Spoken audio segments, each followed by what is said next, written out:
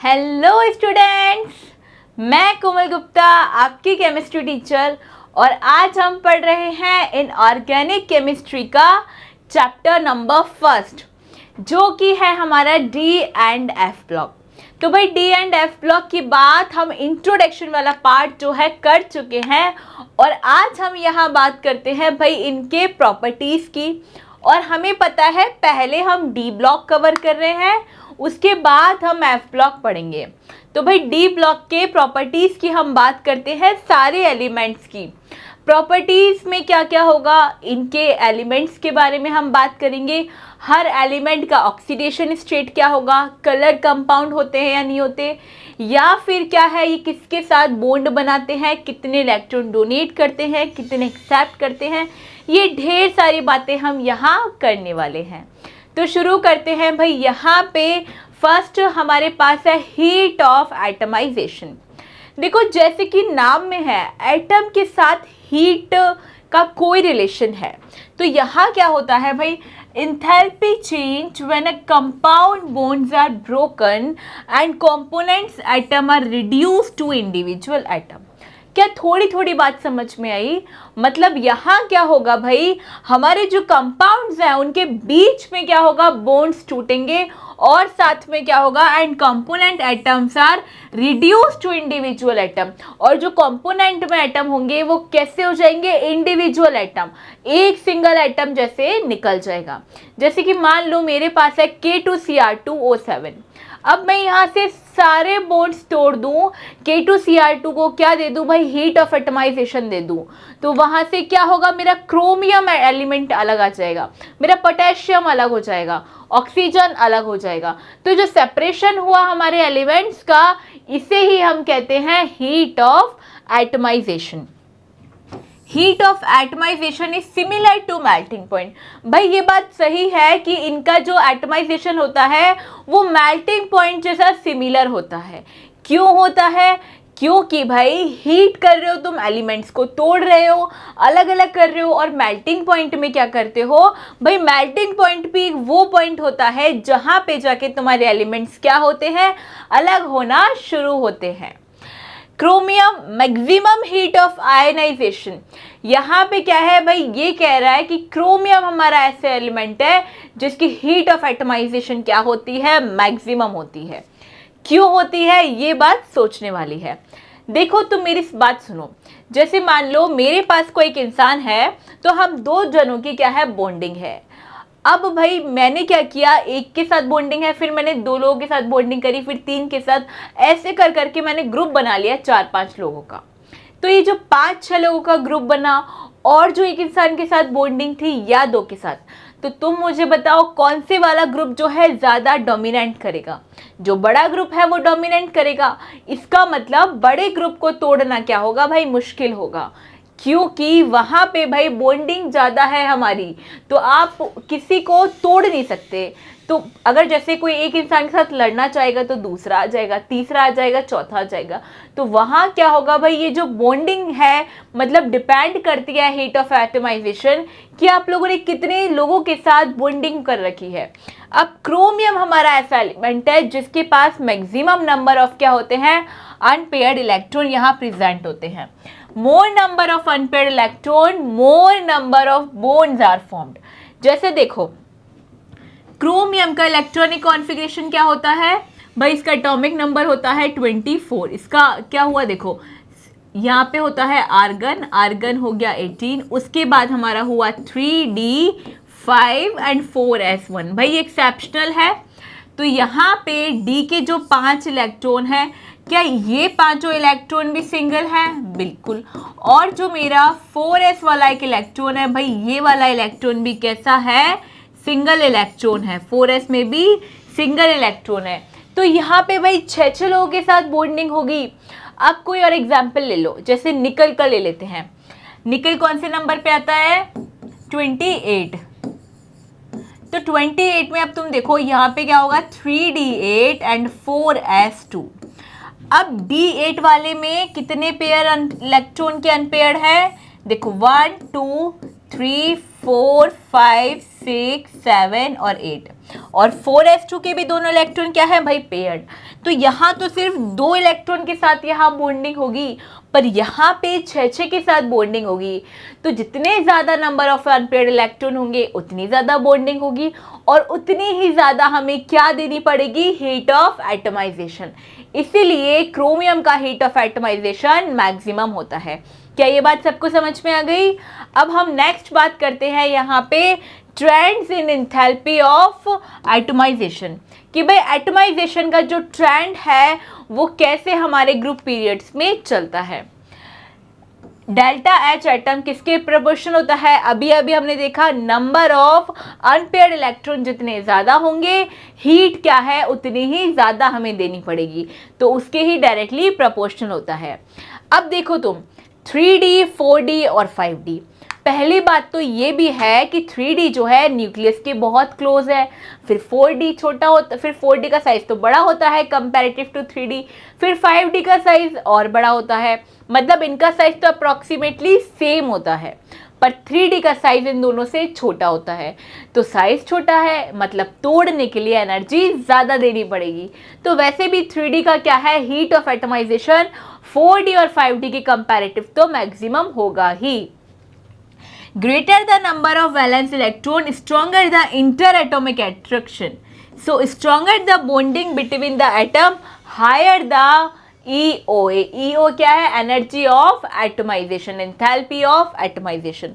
ये बोल रहा है भाई यहाँ पे तुम्हारे पास जितने ज़्यादा क्या होंगे, बैलेंस इलेक्ट्रॉन होंगे। बैलेंस इलेक्ट्रॉन मतलब आउटर मोस्ट शेल में जितने नंबर ऑफ इलेक्ट्रॉन्स होंगे उतनी ही तुम्हारी क्या होगी, हीट ऑफ एटमाइजेशन। तो ये बात हुई हमारी किसकी, ट्रेंड्स की, 3D, 4D और 5D के अंदर। Metals of the 4D and 5D series है smaller enthalpy of atomisation.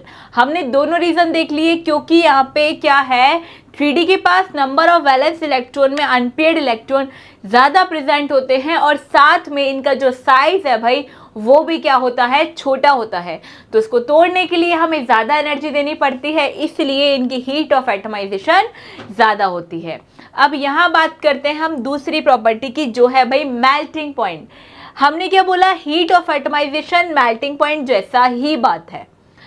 Solid से लिक्विड कन्वर्ट करने वाली फेज को हम क्या बोलते हैं, मेल्टिंग पॉइंट।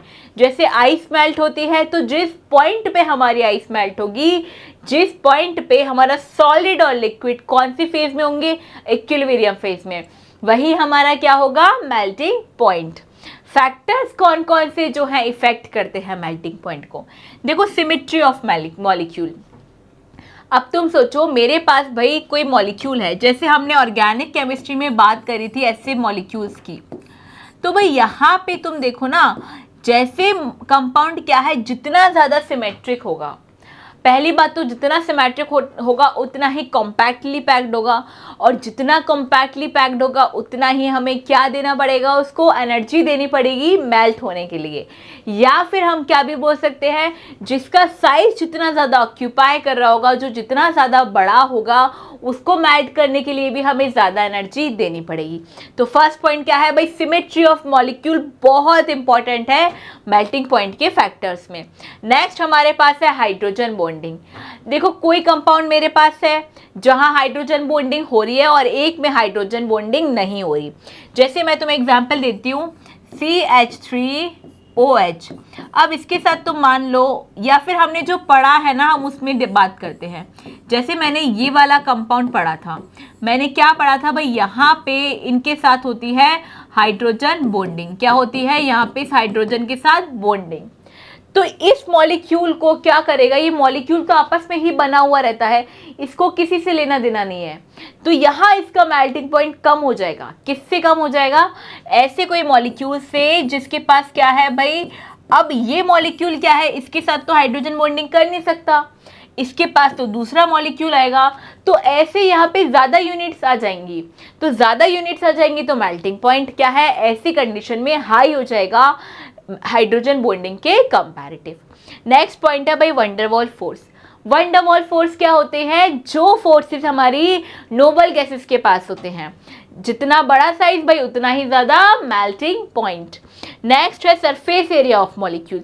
ये बात हम यही कर चुके हैं, जैसे सिमेट्री ऑफ मॉलिक्यूल मैटर करती है वैसे ही सरफेस एरिया, कौन सा मॉलिक्यूल कितना ज़्यादा सरफेस कवर करता है, ये बात मेल्टिंग के लिए मैटर करती है। जितना ज़्यादा सरफेस एरिया होगा उसको मेल्ट करने में हमें उतना ही टाइम जो है लगेगा। नेक्स्ट हमारे पास है भाई पोलैरिटी। पोलैरिटी क्या होती है?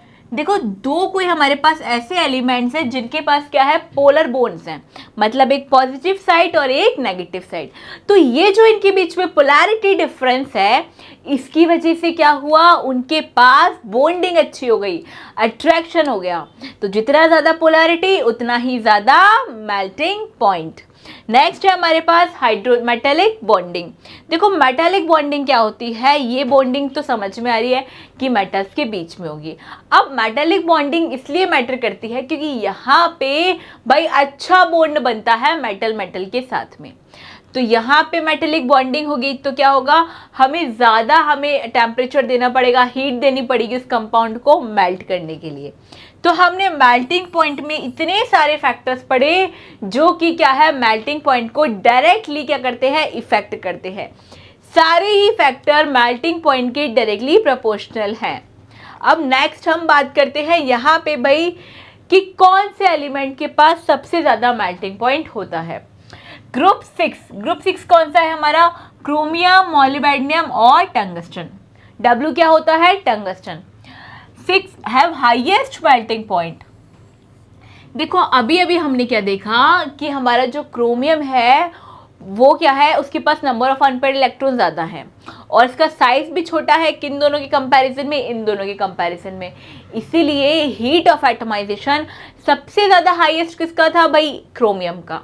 अब यहाँ पे मेल्टिंग पॉइंट में भी हमने देखा इसी ग्रुप के सारे एलिमेंट्स का क्या है? मेल्टिंग पॉइंट सबसे ज़्यादा है। तो एक फैक्टर तो ये है कि भाई वैलेंस इलेक्ट्रॉन की वजह से ज़्यादा बॉन्डिंग रखते हैं, इसीलिए इनके जो एटम्स, एलिमेंट्स, कंपाउंड्स यहाँ से बनेंगे वो बड़े साइज के बनेंगे और उनको तोड़ने के लिए हमें ज़्यादा एनर्जी देनी पड़ती है। दूसरा फैक्टर क्या है भाई? यहाँ पे ये जो हमारे पास टंगस्टन है इसका मेल्टिंग पॉइंट सबसे ज़्यादा हाई होता है। अब टंगस्टन फिलामेंट क्या होता है? देखो, पहले जो घर में 100 वाट का बल्ब आता था ना, एक येलो लाइट वाला, बहुत पहले उसी बल्ब को यूज़ करते थे। तो उसमें क्या है? जो फिलामेंट होता है हमारी ट्यूबलाइट्स में, बल्ब्स में जो फिलामेंट होता है वो होता है टंगस्टन का। क्योंकि हाई अमाउंट ऑफ हीट पे भी, जैसे हमारा बल्ब चल रहा है 4 घंटे, 5 घंटे, 10 घंटे, तो ये थोड़ी कि तुमने 10 घंटे बल्ब जला दिया और बल्ब हो गया ब्लास्ट या मेल्ट, नहीं हुआ ना। क्योंकि उसके अंदर जो फिलामेंट है उसको बहुत बहुत ज़्यादा हाई टेम्परेचर चाहिए मेल्ट होने के लिए, और इतना टेम्परेचर हमारे बल्ब से तो उसको नहीं मिलता। Tungsten is used in the bulb filament due to its high melting point. High melting point की वजह से हम इसको कहाँ यूज़ करते हैं? बल्ब के अंदर। मोर number of unpaired electron more is the melting point. ये बात हमने कर ली। जितना अनपेयर्ड इलेक्ट्रॉन ज़्यादा होगा उतना ही बॉन्डिंग होगा, उतना ही बड़ा हमारा कंपाउंड बनेगा, और जितना बड़ा हमारा कंपाउंड बनेगा हमें उतनी ही एनर्जी क्या है? कंपाउंड को मेल्ट करने के लिए देनी पड़ेगी। अब नेक्स्ट बात हम यहाँ करते हैं इनके ग्राफ की। देखो बच्चों, ये है मेरे पास MnTc, ठीक है। अब तुम ये देखो, क्रोमियम, मॉलिब्डेनम और टंगस्टन, इनका जो मेल्टिंग पॉइंट है ये हमारे पास मेल्टिंग पॉइंट है और ये इनका एटॉमिक रेडियस। इन तीनों का जो मेल्टिंग पॉइंट है वो सबसे ज़्यादा हाई है, सारे पीक पे हैं। अब पीक पे भी सबसे ज़्यादा कौन है? टंगस्टन। ये बात हमने देख ली। टंगस्टन का जो मेल्टिंग पॉइंट है वो हाईएस्ट होता है पूरी पीरियोडिक टेबल में, फिर मॉलिब्डेनम और फिर क्रोमियम का। अब यहाँ पे बात सुनो भाई, यहाँ पे तो हाईएस्ट है, फिर यहाँ पे जो है डिक्रीजिंग है। देखो, जैसे ही हमारा क्या है, 5th एलिमेंट आ गया, 4th एलिमेंट आया, 5th एलिमेंट आते ही हमारा जो मेल्टिंग पॉइंट है वो डाउन हुआ और उसके बाद वापस से हमारा मेल्टिंग पॉइंट बढ़ गया। क्यों? क्योंकि भाई ये जो हमारा कौन सा एलिमेंट है, MnTc और Re, ये जो है तीनों एलिमेंट यहाँ पे क्या है? अपनी बहुत स्टेबल स्टेट में प्रेजेंट होते हैं। ये प्रेजेंट होता है 3d5 एंड 4s2 में। ये प्रेजेंट होता है 4d5 एंड 5s2 में।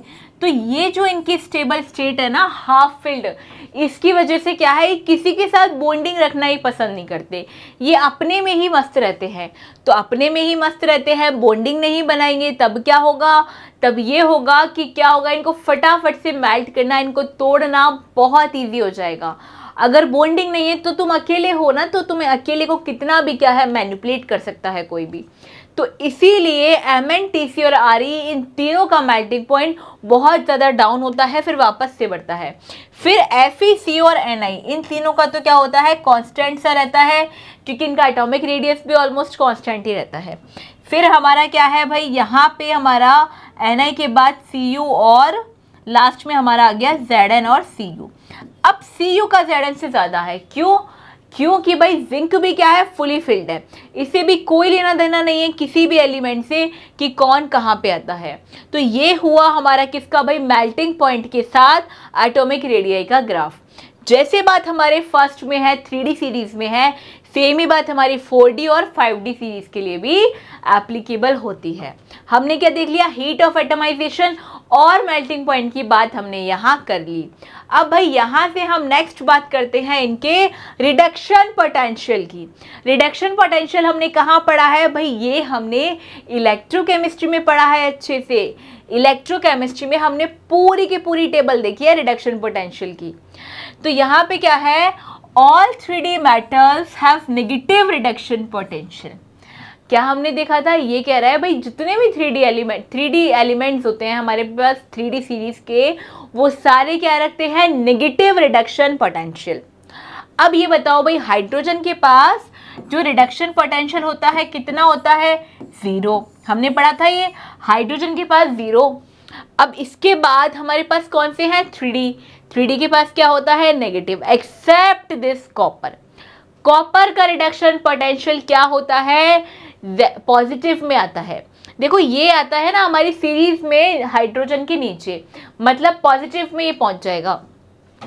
इन सबका तो इलेक्ट्रॉन रिडक्शन पोटेंशियल हो गया नेगेटिव, क्योंकि जो हमारे मेटल होते हैं वो नेचर कैसा रखते हैं, इलेक्ट्रॉन डोनेशन का, इसीलिए इनका ERP है नेगेटिव। पर कॉपर का नहीं होता, कॉपर का होता है पॉजिटिव, इसीलिए हम क्या करते हैं, जल्दी से कॉपर को कहीं भी यूज़ नहीं करते।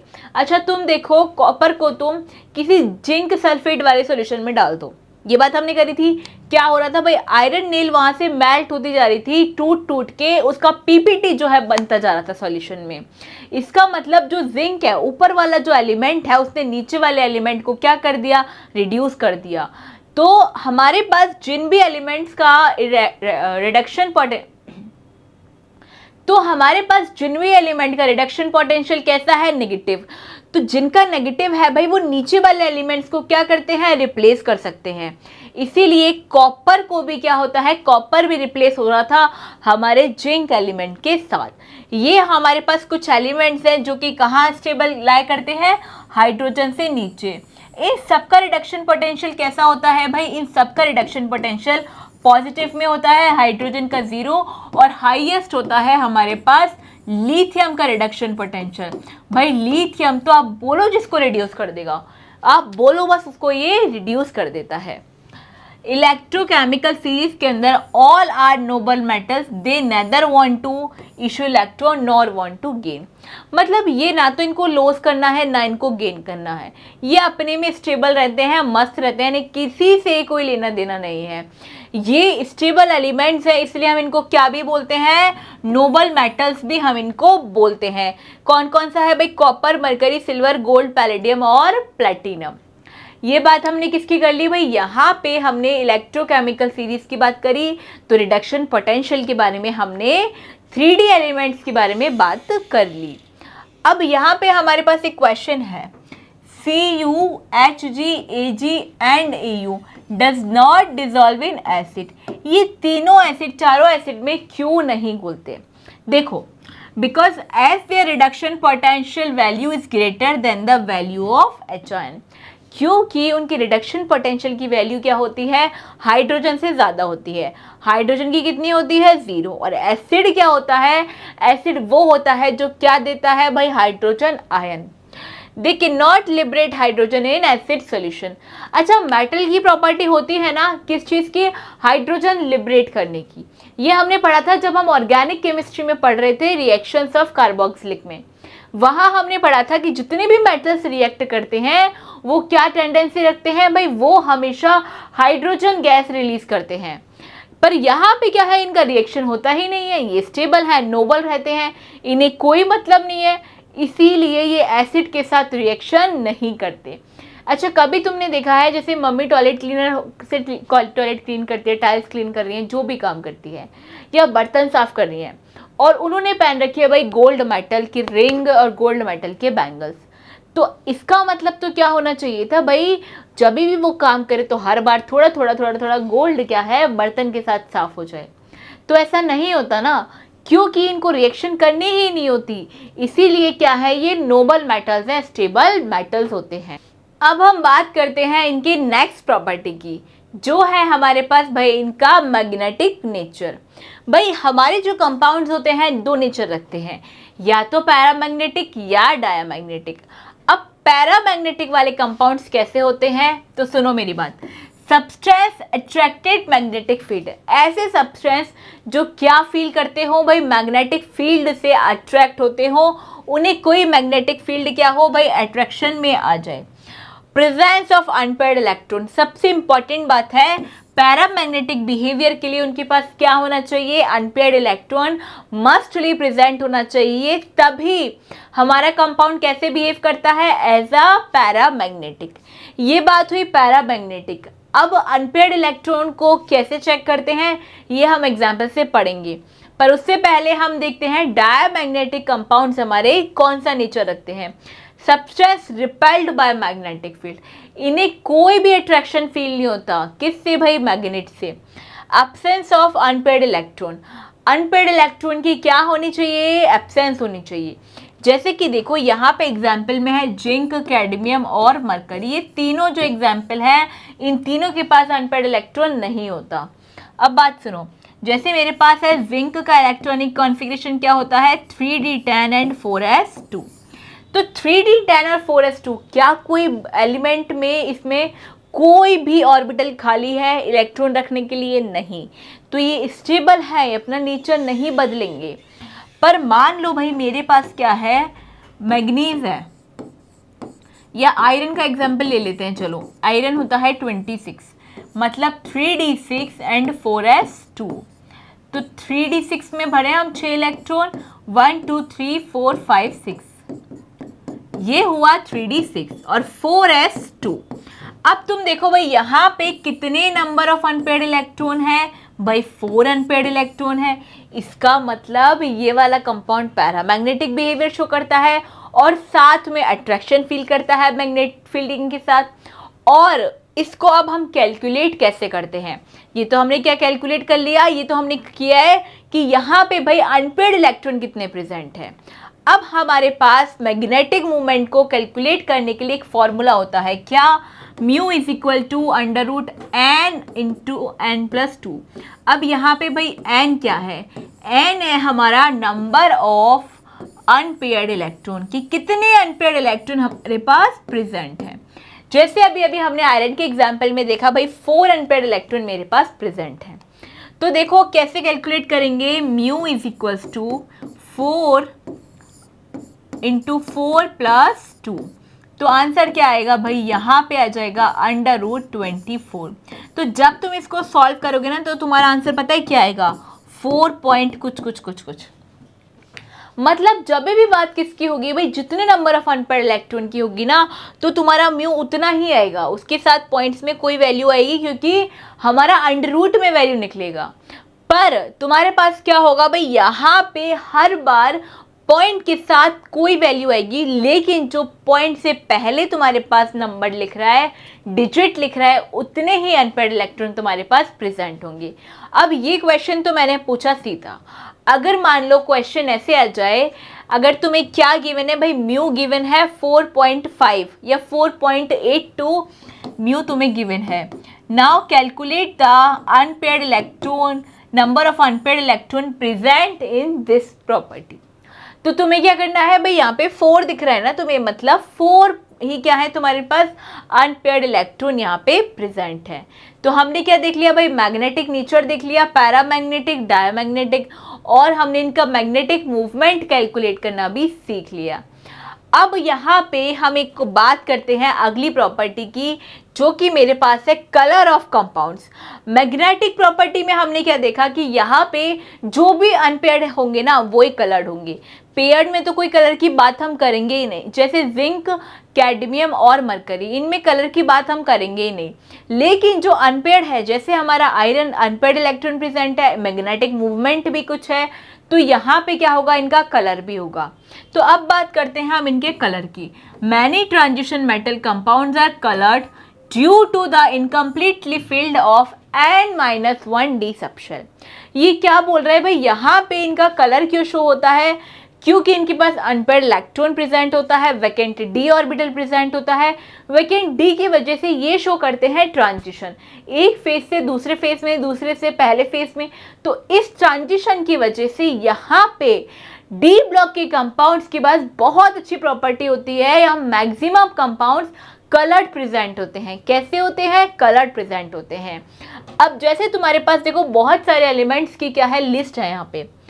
अब एक और point, in the isolated atom or ion the 5d orbitals are divided into 2 categories, Eg and T2g with different energies। अभी अभी हमने क्या बोला, यहाँ पे होता है भाई ट्रांजिशन। क्या होता है, ट्रांजिशन। जैसे मान लो भाई मेरे पास ये क्या है, मेरा डी ब्लॉक है, क्या है मेरे पास, डी। अब इसमें देखो हर एक एलिमेंट का, हर एक ऑर्बिटल का क्या है, एक नाम है। ये क्या है, ये d x y, d y x, d y z, d z x. ये क्या हुआ भाई, d x square y square, और ये हुआ मेरे पास डी जेड स्क्वायर। ये 5 ऑर्बिटल मेरे पास होते हैं। अब इन 5 ऑर्बिटल्स की क्या हो गई है, स्प्लिटिंग हो गई है। स्प्लिटिंग कैसे होती है भाई, यहाँ पे T2g और Eg में इनकी हो जाती है स्प्लिटिंग। Eg के पास होते हैं भाई 2 ऑर्बिटल, जबकि T2g के पास होते हैं 3। देखो Eg में 2 वर्ड्स है इसलिए 2, T2g में 3 है इसलिए 3। तो यहाँ पे 3 कौन से हैं, dxy, dyz और dzx। यहाँ पे 2 कौन से हैं, dx स्क्वायर वाई स्क्वायर और dz स्क्वायर। अब ये जो 3 एलिमेंट और 2 एलिमेंट है ना, जैसे मानो मेरे पास इलेक्ट्रॉन यहाँ पे प्रेजेंट है, तो इसमें होगा ट्रांजिशन। अगर यहाँ पे है तो इसमें होगा यहाँ से यहाँ ट्रांजिशन। तो ये जो ट्रांजिशन फेज दिखाते हैं, इस प्रॉपर्टी की वजह से इनमें कलर से शो होना शुरू हो जाते हैं, कलर अपीयर शो होना शुरू हो जाते हैं, जिसकी वजह से ये हमारे डी ब्लॉक ऐसे हैं, डी ग्रुप के एलिमेंट्स कलर शो करते हैं, except zinc, cadmium and mercury, क्योंकि इनके पास कोई अनपेयर्ड इलेक्ट्रॉन प्रेजेंट नहीं होता, ना ही ये हमारे ट्रांजिशन एलिमेंट्स होते हैं और ना ही ये कलर प्रॉपर्टीज रखते हैं। अब अगली चीज क्या है, यहाँ पे electron can easily transfer from one level to another level by absorbing energy and colour arises when it releases energy after coming into the transition state. और इसे क्या बोलते हैं, डीडी ट्रांजिशन। भाई डीडी ट्रांजिशन का क्वेश्चन पेपर में पूछा गया है। तो डीडी ट्रांजिशन क्या होता है, डीडी ट्रांजिशन होता है जैसे ही हमारे क्या इलेक्ट्रॉन को कोई एनर्जी मिलती है एक्साइट होने के लिए, उसके बाद हमारा एनर्जी एब्जॉर्व कर लेता है, और जब अपनी ग्राउंड स्टेट में आ रहा होता है तब ग्राउंड स्टेट में आने के बाद वो कलर शो करता है, और इसी को हम क्या बोलते हैं, डी ट्रांजिशन। तो डी ब्लॉक के एलिमेंट्स के लिए कलर के लिए जो फैक्टर रिस्पॉन्सिबल है वो कौन सा है, डी ट्रांजिशन। डी ट्रांजिशन की वजह से यहाँ पे क्या शो होते हैं भाई, कलर कंपाउंड्स हमें मिलते हैं। अब अगली बात सुनो, कलर कौन कौन से फैक्टर पे डिपेंड करता है। प्रेजेंस ऑफ अनपेयर्ड इलेक्ट्रॉन, अगर अनपेयर्ड इलेक्ट्रॉन नहीं होगा तो ट्रांजिशन भी नहीं होगा। नेचर ऑफ लिगेंड, लिगेंड का नेचर कैसा है, एक्सेप्टिंग है या डोनेटिंग है। अगर एक्सेप्टिंग होगा तभी भी कलर शो करेगा, या अगर डोनेटिंग होगा तभी भी। लेकिन न्यूट्रल लिगेंड्स भाई कोई कलर शो नहीं करते। ज्योमेट्री ऑफ द कॉम्प्लेक्स भी बहुत मैटर करती है, क्योंकि ऑक्टाहेड्रल होगा तो हमारी स्प्लिटिंग अलग होती है, टेट्राहेड्रल में हमारी स्प्लिटिंग अलग होती है। When the d orbital is completely filled when the compounds are colourless, ये बात हमने कर ली। यहाँ कोई अनपेयर्ड इलेक्ट्रॉन प्रेजेंट नहीं होता, इसीलिए डी ट्रांजिशन भी नहीं होगा। डी ट्रांजिशन तो तब होगा ना जहाँ कहीं भी स्पेस होगा, स्पेस ही नहीं होगा तो ट्रांजिशन कैसे होगा। तो इन तीनों के पास तो क्या होता है, कलर प्रेजेंट होता ही नहीं है। अब यहाँ पे सारे एलिमेंट्स की टेबल हमारे पास गिवन है। देखो कितने सारे एलिमेंट्स हैं। जैसे स्कैंडियम अगर अपने +3 स्टेट में आ जाए तो इसके पास तो डी में इलेक्ट्रॉन ही नहीं बचेंगे। टाइटेनियम +4 में आ जाए तब इसके पास भी कोई डी में इलेक्ट्रॉन नहीं बचेंगे। इसका मतलब ये दोनों कैसे हो जाएंगे भाई, कलरलेस। लेकिन जैसे ही स्कैंडियम किस में आएगा, +3 में, तो इसके पास एक इलेक्ट्रॉन डी में बचा हुआ है, इसकी वजह से कैसा कलर शो करता है, पर्पल कलर। फिर हमारा वनीडियम +4, इसके भी डी में कितना इलेक्ट्रॉन है, एक, ये कौन सा कलर शो करता है भाई, ब्लू। ये देखो मैंने ब्लॉक्स बना रखे हैं तुम्हें कलर याद रखने के लिए। फिर ये V+3, वनेडियम +3, ये कौन सा कलर शो करता है, ग्रीन। वनेडियम +2, देखो इनका ऑक्सीडेशन स्टेट चेंज होने पे इनके कलर भी चेंज हो रहे हैं। पहले +4 था तो ब्लू, +3 हुआ तो ग्रीन, और +2 हुआ तो वॉयलेट कलर में ये चेंज हो रहा है। नेक्स्ट हमारे पास है क्रोमियम, वॉयलेट होता है। मैग्नीशियम +3 भी कैसे कलर का होता है भाई, वॉयलेट कलर का। क्रोमियम कैसे कलर का होता है, +2 स्टेट में ब्लू कलर का। मैग्नीज +2 में कैसा होता है, पिंक।